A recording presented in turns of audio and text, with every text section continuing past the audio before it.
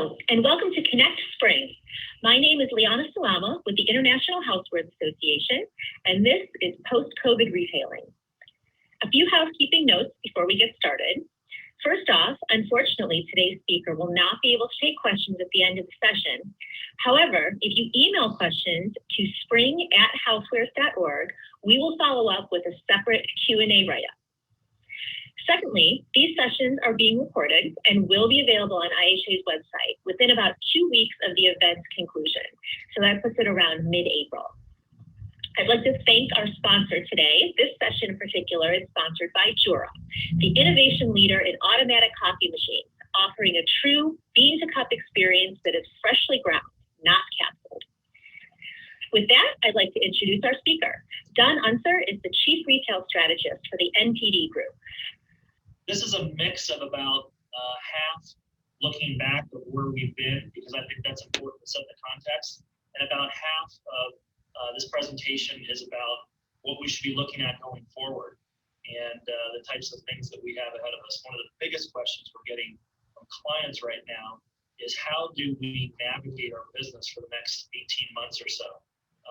And what are the kinds of things that are going to drive different demand levels? So I'll get into a little bit of that into the presentation. So this first view of data is the most macro view that we have at NPD. We've actually partnered with Nielsen. And so this includes Nielsen CPG data. This includes NPD's discretionary data. This also includes our food service data. So we have the ability to track restaurants, and we've dollarized that, which I think is pretty important to the home industry because there's some big implications, especially our clients that are in the small appliance business, for example. So this is the most macro view. This is $2 trillion if you add up all those data sets annually. And we're looking at a 52-week view. And you all can see that the week ending 3/7, week ending 3/14, that was really when the disruption started hitting in a big way from the pandemic last year. It's hard to believe it's been a year. But you can see big spikes there, 24, 27%. Most of that, of course, was over in the CPG world, as there were all kinds of runs on cleaning products, toilet paper, and essentials and things like that. Then we saw the big drop off that's mostly driven by the non-food sector from general merchandise. We'll get into that in some of the charts I'll be showing here. And then you can see just the growth every week compared to the week last year. If you take out food service for a moment for this slide, we're estimating that $100 billion in 2020 shifted from other places to CPG and general merchandise retail. That does not include, there are a couple of industries that are not included in here. We do not have home improvement in here. We do not have the furniture industry in here, as we currently today do not track those. But that's a huge shift of dollars that came into US retail. And one of the big questions we get asked is, at what point does some of that shift back? Does this sustain? Are these new demand levels? So I'll speak to that as we go through this material. This is another very interesting view of our data. This is the same type of construct as the previous slide, but on the top is perishable grocery, perishable foods and grocery. So basically food that we're consuming at home. And you can see the growth every week. And even today, we're still in the double digits in terms of growth every week. On the bottom one is our food service data. You can really see as the grocery piece went up, the restaurant piece really struggled in the early days of the pandemic. The food service industry did find their grounding. Anything that was delivery or drive-through really did start to fit the needs of the American public. But you can see the most recent weeks were still down pretty substantial. That -16 week ending 2/20, that was very much driven by the weather situation we had down in the Southwest all the way up through the Northeast. Okay. So for our clients that are on the phone here with us, hopefully you're seeing this every single week. We send this out to all of our clients every week. This is our economic virus report. This is a snapshot of the main data that we show. And what you're looking at here is kind of a drill down. This does not have any of the food service or CPG data. This is general merchandise for US retail. And what we're looking at here is we're looking at the growth each week compared to last year. So there's some interesting things in this chart, and I just want to highlight a few of them here.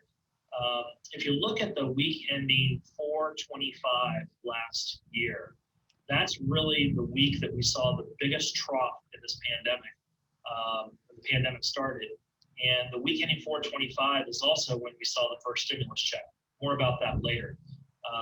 But we got back on track in terms of consumer spending, the reality of us being at home and us doing everything at home, working at home, entertaining at home, cooking more at home, learning from home, all of that came into focus. And we definitely saw the shift of the consumer spend happen at that time. There's also some other pieces in here. Look at the difference between the units and the dollars. That's the blue and the green lines. It has never been a better time to be in a higher end category or a higher end product within a category than during this pandemic. We saw the difference between units and dollars really separate pretty largely this summer. We're also starting to see it separate again since the beginning of this calendar year. Another point that I would make is that red line. That really denotes when NPD believes holiday really started this year. Holiday was not their traditional Black Friday to Christmas Day type traditional calendar. It was elongated. We had more time to shop. We were encouraged to shop online because of shipping capacity or perceived shipping capacity that was put upon us. And so really Prime Days, Deal Days, all of those promotions that started week ending 10/17 is really when holiday started. And we know that because we know the types of products that were being bought during that time. So that's the other piece there is holiday really had a start there in mid-October this year. This is the, well, let me go back. I do need to cover the most current week. So the week ending 3/6, which was just this past Saturday, we've got dollars being up 6%, units being down 5%. Once again, that big gap between units and dollars. Take a look at the chart here for the period starting the calendar year. We were off to a rip-roaring start in retail. And by the way, this data does include e-commerce and in-store. This is point of sale data from our top 151 retailers that we get a quick read on every week, and we try to get it out at a super high level here, usually by day 4 or 5 when the sales actually ended for the week. So we were off to a great start. We had the weather incident 2 weeks ago, 3 weeks ago, that certainly curtailed retail sales like it always does when it's that severe. And now we're getting back on track, +6. And this is all before the latest stimulus is about to hit here in the next 2 weeks. More about that here in a few minutes. So this is a breakdown by industry that we're seeing just for the week ending 3/6 compared to last year. Once again, look at the separation between units and dollars, the blue line and the green bar there, or blue bar versus the green bar. You can see nearly in every industry that the dollars are outstripping the units. There are some exceptions there. Beauty is an exception, there's a few others. But all the high-flying ones that are over-indexing compared to last year are all up significantly in dollars.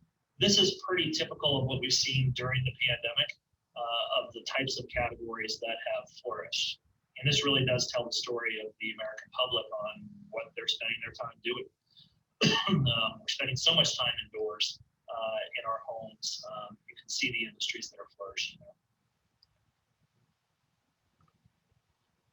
So here's the sales dollar volume each week. And I think it's important to break this down by dollars because there's just been so much movement. And we do see movement, most of it's seasonality through the year, but this last year has been absolutely unprecedented. I want you to focus in on holiday to this past week. So you can see Black Friday down significantly. That's because we had sales earlier in the season. Holiday was actually up around 3% as we measured it for that elongated period. But Black Friday week was just, or Thanksgiving week was just not comping like it did last year because the sales were more spread out. But you can see the weeks after that, we definitely had some performance coming into the new calendar year. In fact, that week ending 1/9 was the top growth week that we have seen in the last 52 weeks. $1.5 billion of incremental sales took place in our general merchandise categories. You saw that we had the weather slow down there here about 3 weeks ago, and we're now starting to get back into a growth mode. When stimulus hits here in a couple of weeks, we will definitely see that come into retail. We've seen it every time it's come in to the consumer's hands, retail pops. So we will definitely see that coming in. This is a view of e-commerce sales only. This is the growth rate. These are some big numbers. Everybody knows that we've all read about e-commerce jumping since the pandemic. Here's the real numbers on point of sale data of how much in terms of growth there's been out there. Now the two big anomalies there is the week ending 7/18. That's where we were comping last year, where Prime Days, deal days were in July. This year, we had it in October, so that's when you see the big spike there, because we didn't have that in the comp from the previous year. So this is going to continue to run. I do expect this to subside as we get a more vaccinated population, but more on that here in a few months. Just take a sip of water here. This is brick and mortar sales percentage growth. You can see that last 3 weeks down 14. That was heavily driven by the weather. Down 6 this week, but I want you to focus in on the start of the year when we saw stimulus come in. Interesting, when we saw stimulus come in, we saw some of the best sales performance we've seen in the last 52 weeks. That week ending 1/2, 12/26, week ending 1/9 and 1/16. We were all either flat or positive. Now that week ending 1/9, that was the biggest week where we saw the first or the latest stimulus that came in, not the one that's coming here next couple weeks, of course, but the one that came a couple weeks ago. So once again, stimulus hits, we expect to see a bump, and we expect to see it in retail stores. So where did all this money come from? This is a slide we've been using for some time, and I show this because this does set up what NPD is looking at in terms of when we're going to see some consumer shift once again. But if you total up a lot of these industries, big industries, and you look at the 2019 spend in these industries, we're at $500 billion of consumer spend. Many of these industries went down to zero during the pandemic. Some of these are starting to come back. You see the cruise industry, you're hearing a lot about the bookings there. Some concerts are being announced. Movie theaters are starting to open up around the country. So there's a lot going on here. The one that I'm watching very closely is travel. We do think that there's a significant amount of pent-up leisure travel that's going to take place and really hit the industry strong. That's contrasted by the business travel, which some of that will come back, but I think that's a much longer road for business travel to come anywhere close to recovering to where it was, if it ever does. So we'll be watching that as well. The implications to the industries that we track are very important. It's the home industry. As we think about how much the consumer has invested in their home, as discretionary spend moves back towards these categories, what does that mean for the home industry? That's a big question we're trying to help clients think through right now. Here's some data around the geographic view of what's happening. So we took the e-commerce data out. We're just looking at brick and mortar stores. On the left-hand side there is a heat map of growth year over year for the same period for the 4 weeks ending Christmas. On the right-hand side is year to date. So look at that contrast, y'all. I mean, that's just pretty amazing to me. And you know, we've seen negative growth in California, New York, Florida, almost every single week that we've been looking at this for the last year. On the right-hand side, though, you do see a lot of states, especially interior states, that are showing growth, which is a good sign for brick and mortar. You take this one step further, and on the left-hand side is just the year-to-date one that I showed you at the state level. On the right-hand side there is by CBSA. So think of it's a core-based statistical area. Think of those as a township, basically. And you can see that the big cities are what's weighing down brick and mortar sales. And if you just look at the West Coast, for example, and you look at the big red areas, that's going to be your Bay Area and San Francisco, San Diego, surrounding areas down there, Portland and the surrounding areas, and Seattle and the surrounding areas. All the rest of the geographies are somewhat green for the most part. And that plays out throughout the entire country. So pretty interesting to watch.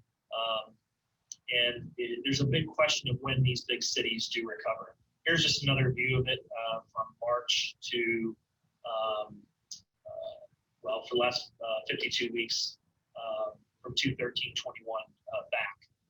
And these are the growth rates that we're seeing in each of the major cities. By the way, during this time, the entire country was down 13. So to contrast that with San Francisco being down 34 or Miami being down 25, it's important to think about. This urban piece, I think, is going to take a while to recover. We're not working in these big cities like we were. We're not living in these big cities like we were. We're certainly not visiting them from a tourism standpoint like we were. So until that comes back, these retail stores in these areas are just going to continue to be challenged. Another very important topic to the home industry and retail in general is when the consumer buys something directly from the brand and bypasses traditional retail. So this is a slide with multiple data sets. This is for the small domestic appliance industry that we track. And what you're looking at here is the growth rate in blue for traditional retail. And the growth rate in green of some data that we acquire from a credit card service that we have, of the growth rate of consumers going directly to the brand and purchasing. So, and the blue line is nothing to sneeze at in terms of growth. We see 20 to 40 to 45% growth almost every week for small domestic appliances. I'll show you that chart here in just a moment. But the fact that we're significantly over-indexing in direct-to-consumer, I think, is noteworthy. Take a look what happened as we got closer to holiday. I think that's kind of interesting that this growth rate subsided to some degree. So I'm interested to see as we come into a more vaccinated population, what does this number do? Does it come into parallel with what we're seeing with traditional retail in terms of growth? This one's going to be interesting to watch. By the way, I just pointed out small domestic appliances. If you looked at this for many other industries that we track, this is a similar line that's happening with many of the brands going direct to consumer. I also think it's interesting to take a look. This is our checkout data. Checkout data, for those of you all that are not familiar with it, that's our receipt harvesting data. We have a panel of about 140,000 active participants that give us all the receipts that they purchase things with. And we're able to categorize that information, knowing a little bit about that person. One of the things that we know about those folks is they give us their estimate on their household income. So we've been watching the growth in retail. Now, when we define retail for this chart right here, it's all of retail. It's grocery, it's home improvement, it's restaurants, it's the retail that we track in general merchandise. This is all retail in the U.S. And you can see which household income groups have had the biggest growth and kind of the trend line for it. So we've heard a lot about the 100,000 plus. But what was most surprising to us is people that say their household income is less than 25,000 or even 25,000 to 50,000. We're seeing significant growth there as well. Now, a lot of that is likely government aided dollars that are being put into retail, both for groceries and general merchandise. But this is a fascinating one to watch as well, and we're going to see how this goes as we start comping these big numbers coming up here next month. So speaking of stimulus, we've done some analysis on some stimulus, and we really saw that there's 3 periods, soon to be a 4th period of stimulus. So the 3 periods are when we got the first initial stimulus back in late April. So we saw that happen in the week of 4/25. Look at the jump that we saw back there. The second one was the 6/20, week ending 6/20. And that was the time frame when they shifted to the way that they gave out the stimulus. They moved to more of a debit card, and we saw a spike that week as well. And then finally, we saw the week ending 1/9, where we had the government has gotten incredibly efficient at getting this money in the hands of the people that they're designating it for. I believe 80% of the dollars went out in 2 weeks. I've heard numbers of about $170 billion. 80% of that went out in the first 2 weeks of January. So that's pretty amazing. So this next check that goes out, I imagine we've got even that much more efficient at getting these monies to people. So we will see that direct effect in retail. Let's take a look at some of the things that, some of the categories we saw bump up during this period.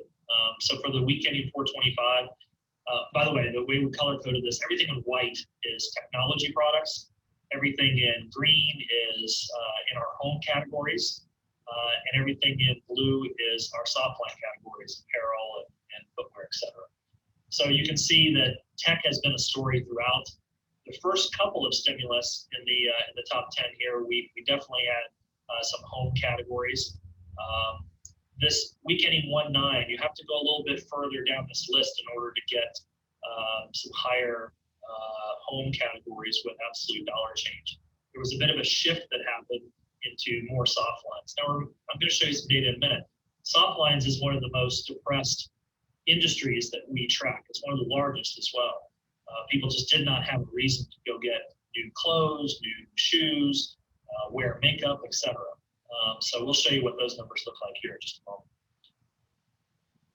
So we put all the industries kind of into 3 tranches, if you will, at the beginning of this pandemic. And the ones that saw increased demand, we called discretionary A.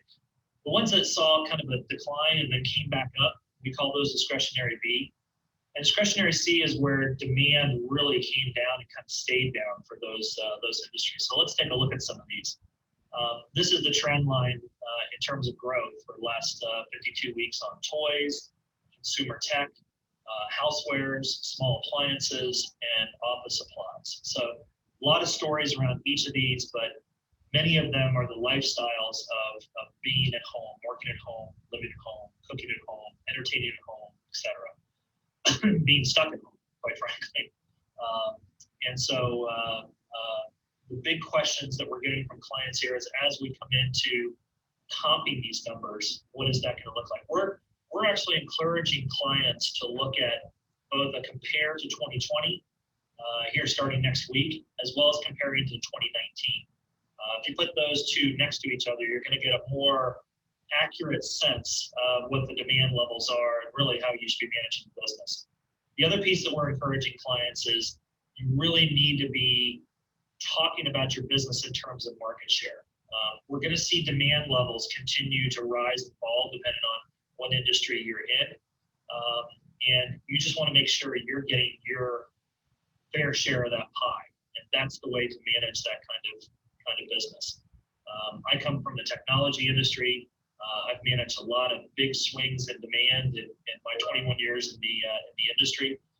And market share has always been just a great compass of how we are doing relative to the rest of the industry, and quite frankly, the demand of the total available market in the industry. So just a little side note for you on how we're encouraging clients to think about their business.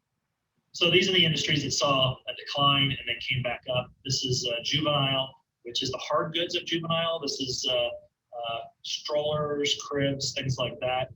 You can see the demand levels there. The more interesting one to me is auto. This is the front room of the auto parts stores, the do-it-yourself type things. and a couple of components we had during this pandemic is we had more money, as we talked about before, because we weren't spending in other areas. And we also had more time. So if you look at the pet category or look at the auto parts, we had time to engage more with these things in our life that we may not have had time doing before. And if you look at what's actually selling in auto parts, you would see this story really come alive. So that's something else I wanted to point out. Discretionary C is the soft lines categories. This is apparel, footwear, accessories, and also beauty. Beauty for us is the prestige part of beauty for fragrance, skincare, and makeup, and also hair. Makeup being by far the largest. Makeup also being the one that has taken the biggest hit during this pandemic. But you can see the lines there.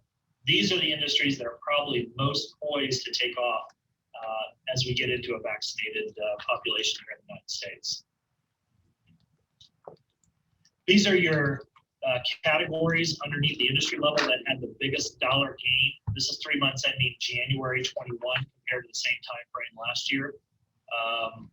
And you can see there's a lot of tech here, but there is some home categories here. And there are also some categories in the apparel section as well, really talking about what we've been wearing. So total sweatshirts and total sleepwear. I imagine that total sleepwear is what most of us have on below here for these Zoom calls, but I'm not asking anybody to reveal that. We know from our data that's what's happening, so we don't need to see it as well.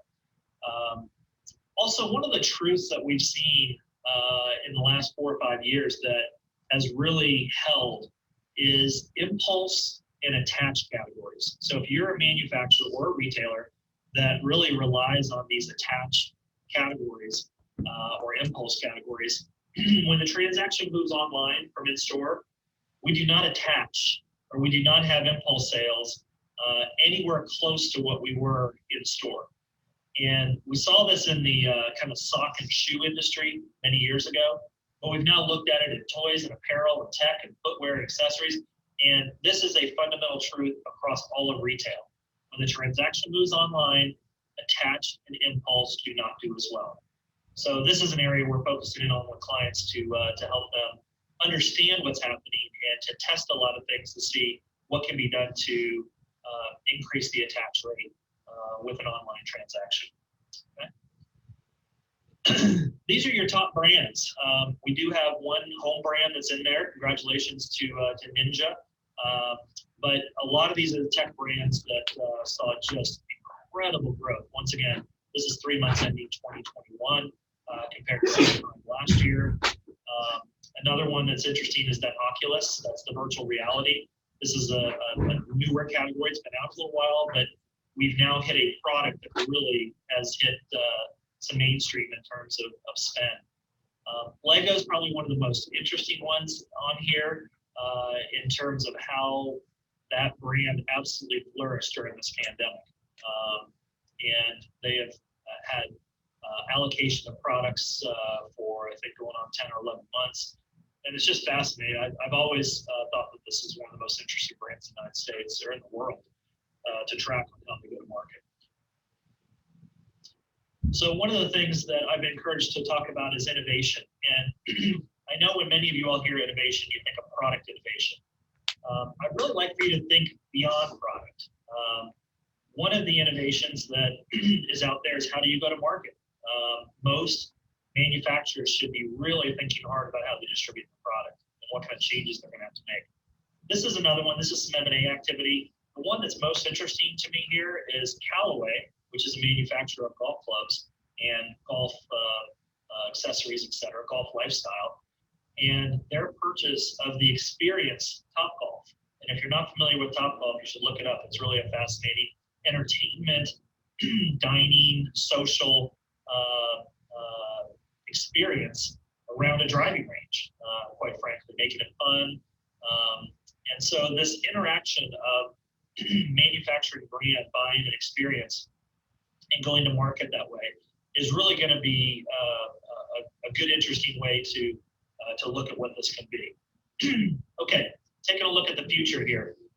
Marshall Cohen and I have put together kind of the stages we expect things to happen in. Not sure if the exact timing is going to be right on this, but we did put some milestones out there, and I thought I'd share these with you very, very quickly. Some of the indicators we're looking at is as the vaccine rolls out. We'll show you some numbers here in just a minute. We also think it's really important that's going to relate to consumer spend, and quite frankly, spend for the home industry, is to watch this unemployment rate. A lot of the jobs that have been lost during this pandemic are hospitality related. And one of the areas that's poised to really come back, and probably come back pretty strong, is the hospitality industry itself. And it's going to come roaring back. So that's going to be one to watch for sure. Do we have children back in a traditional classroom? We're tracking that. I'll show you a company that's working with us on that. Do we have people working from home? This is probably one of the biggest ones for the home industry, is do we have a worker working from home, either part-time in a hybrid model, or going back to the office full-time, or working full-time at home? We're tracking these levels, and I'll show you some of that here in a moment. Stimulus spending we already talked about, and the return to experiential. So on the right-hand side is just some of the things we think are going to happen. Restaurants are going to lift. We talked about the lifestyles. Online and brick and mortar, we expect that in some of these industries that saw a really high watermark of e-commerce with stores closed, some of the e-commerce levels might come down. There'll still be growth there, but in terms of percent of business, it's likely to come down in many of the industries that we track. This is going to happen regionally. We saw the pandemic roll out regionally, and I think we're going to certainly see the recovery happen regionally as well. We talked about the urban piece, and we talked about tourism. Let's get into a little more here. So stage one, we expect to happen mid-spring. We're right now, and I put this slide together at the beginning of the week, and now here at the end of the week, these numbers have already moved. We're currently at about 25% of the US adult population has gotten at least one shot, and we're up to 15% have gotten both shots. Now, of course, the Johnson & Johnson one is coming, which is just a single shot, so we'll be adjusting the numbers here. But we're looking at 30–40% of the US population vaccinated, where we're going to start seeing some behavior really move. Restaurant levels will go up, experiential will start happening in a pretty big way. Family gatherings, this is something we've all missed. Those are going to start happening. What are the implications to the home industry? What's the implication to your business? We would encourage you to think about that, because this is certainly something that's going to happen. And how do you lean into that with, if you're a manufacturer, with your retail partner? If you're a retailer, how do you get your brands to help bolster sales around these events that are going to happen? We talked about unemployment rate. We think it's going to stabilize. Hopefully it's going to come down, but we're not going to see that really until the later stages. Companies are going to start announcing their policies of work from home. So we're going to have to watch that here in the next 3 months of the big companies in the US. Are they going to let their workers at least partially work at home, full-time at home, or they want it back in the office? That's going to be an important one to watch, because it just affects so many different industries. And then tourism, we're going to start seeing bookings happening and lots of things opening up. So we have industry impacts here at the bottom. Tech, SDA, and toys, still probably growth there, but growth is going to start to subside as we look to move our discretionary spend to other places, as well as the huge comps are going to start hitting in April. So that's an important point. Stage two, we get about 50% of the adult population vaccinated. Family gatherings are really starting to happen now. Work from home levels are going to drop. Currently, we're at about 55% work from home.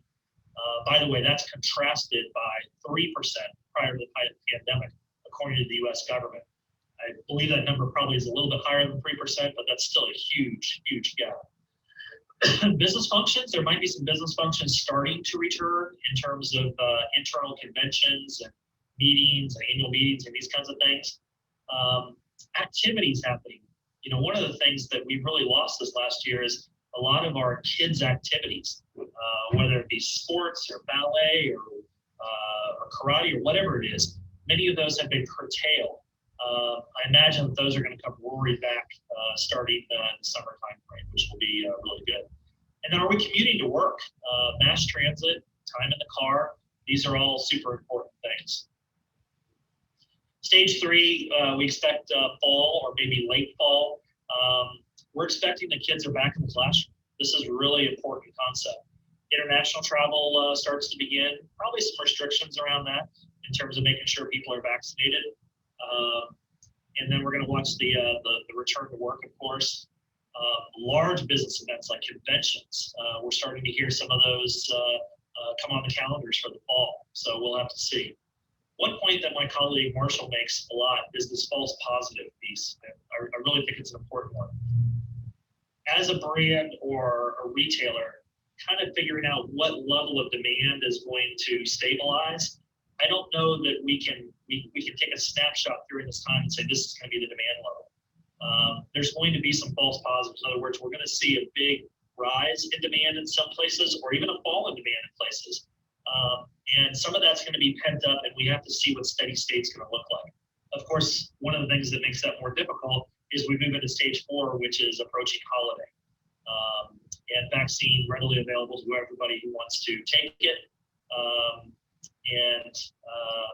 Travel is really going to be opened up in a big way.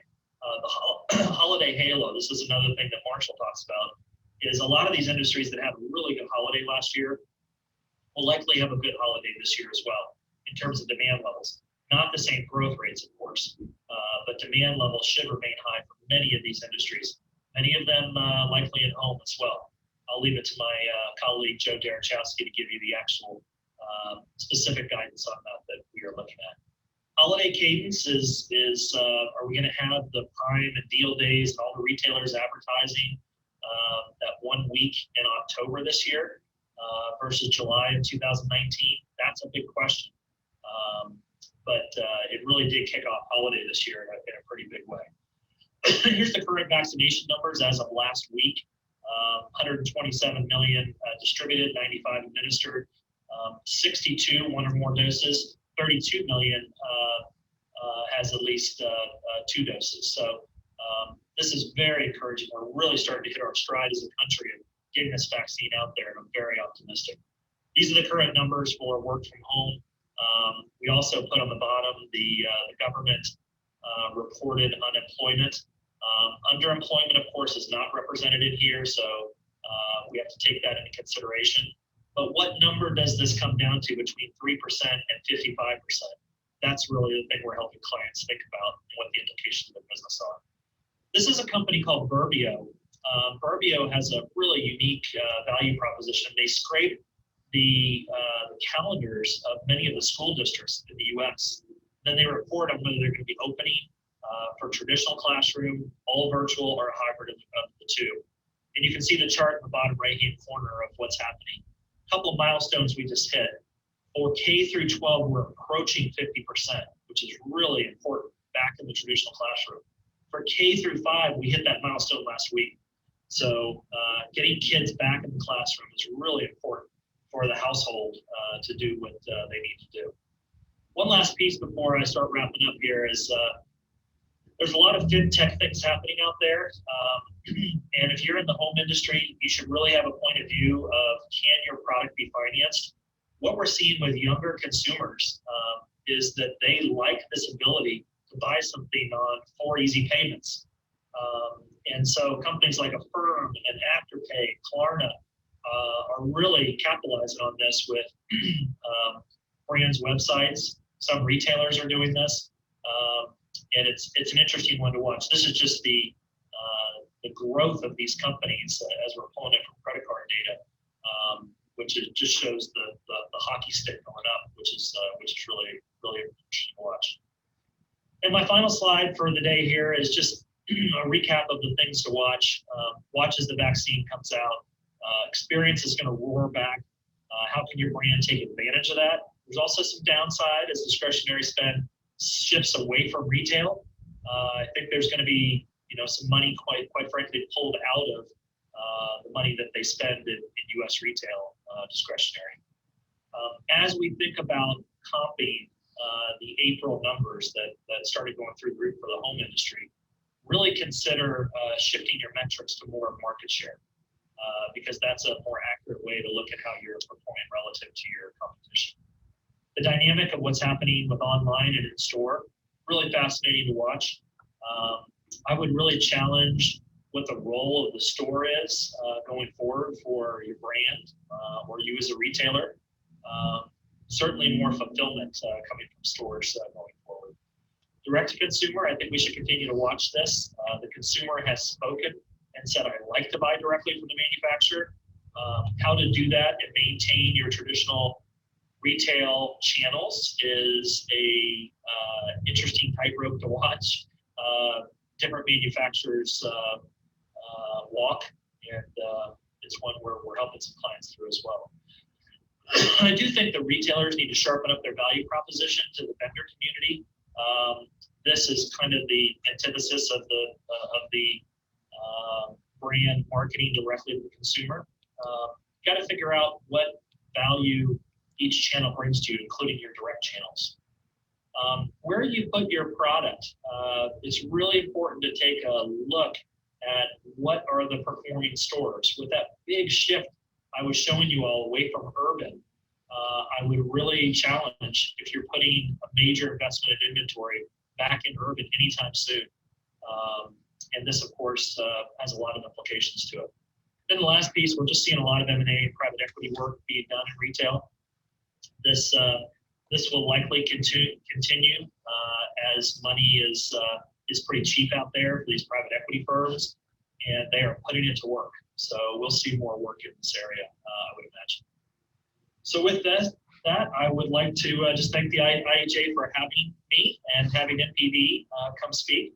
And here's my contact information. If anybody has any questions or comments on the material, I would welcome both those things. I wish you a good day. Thank you.